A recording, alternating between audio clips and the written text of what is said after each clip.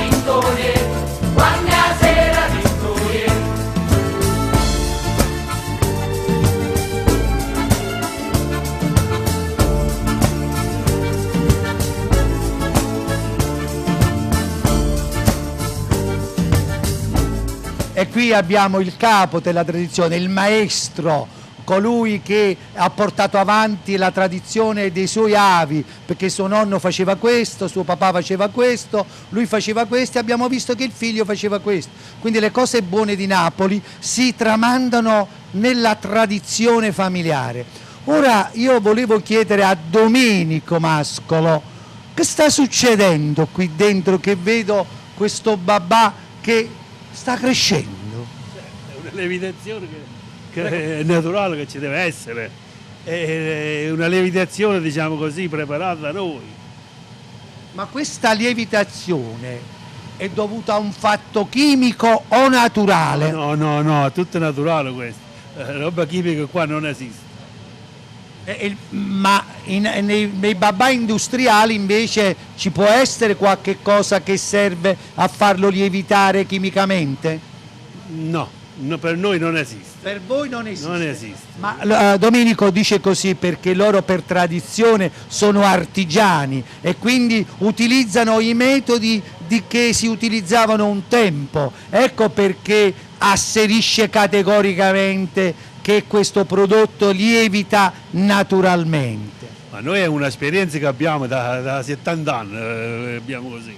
È un'esperienza che noi stiamo andando avanti dal 1951, non è da adesso. Quindi come vedete questo prodotto nasce da una fatica che è tesa a migliorare nel tempo al prodotto, certo. Il prodotto che è servito sempre a essere migliorato. Certo, noi la migliorazione non finisce mai, okay. Noi siamo sempre a punto da capo, sempre all'avanguardia su tutti i prodotti. Noi abbiamo 100 prodotti diversi, tutti prodotti preparati da me, da Domenico Mascolo. Ma voi vedete, Non è- speriamo che tanti Domenico Mascolo potranno continuarci ad essere, perché io sennò... io lo spero questo. Vabbè, Io lo spero. ma Domenico, tu hai lavorato già, perché vedo che c'è tuo figlio, penso che tra poco incominceremo a vedere anche i nipoti. C'è anche un altro Domenico Mascolo, c'è il figlio di mio figlio. Ha visto? Quindi come vedete la tradizione continua. Che va avanti Ma noi- questo tipo di lavoro. Assolutamente, quindi come vedete noi girando la Campania in tutti i prodotti di eccellenza notiamo una costante, la tradizione familiare, il sacrificio e la costanza. Quindi abbiamo detto che anche il babà, come il tarallo, ha bisogno della biscottatura, vero? Giusto. Perché? È perché deve essere essiccato e quindi disidratato della sua acqua e poi viene annaffiato con il rum dopo successivamente per poterlo mangiare o con il limoncello oppure con il rum o con vari liquori, ognuno lo può caratterizzare come meglio preferisce. Bene, vogliamo vedere ora questa seconda fase. Avanti spied, è soltanto avanti spied, è soltanto avanti spied.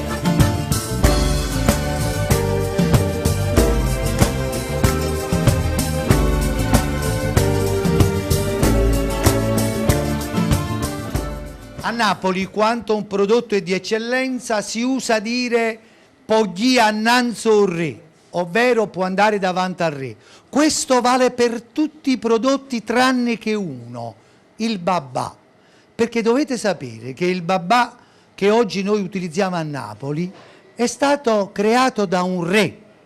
Voi pensate, il re Stanislao Leszczynski, che re di Polonia dal 1704 al 1735, che mangiava questo dolce che era la base dove poi dopo è nato il babà.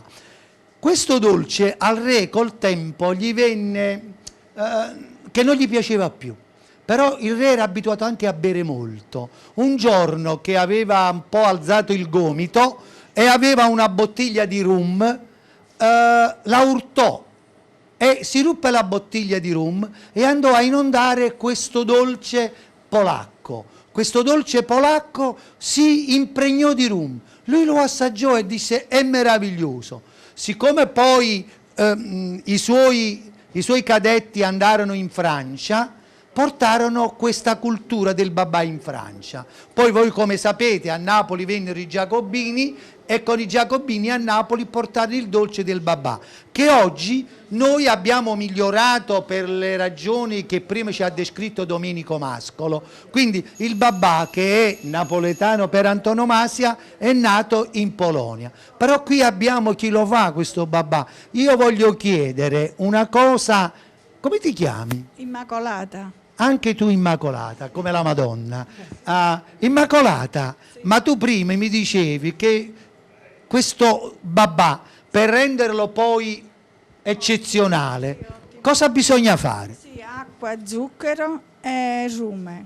Acqua, zucchero E rume, si abbagna e poi si servisce. si servisce. Sì. Bene. Quindi, come vedete, non ci sono macchine, ci sono le mani, c'è la passione, ci sta la storia, c'è la tradizione, ma ancor più ci sono i prodotti base locali, perché qui abbiamo il vantaggio di stare in un territorio estremamente produttivo delle capacità locali di fare cose buone. Va bene, signori, come vedete, girando la Campania abbiamo sempre nuove scoperte di eccellenza, scoperte che sono state coperte per troppo tempo.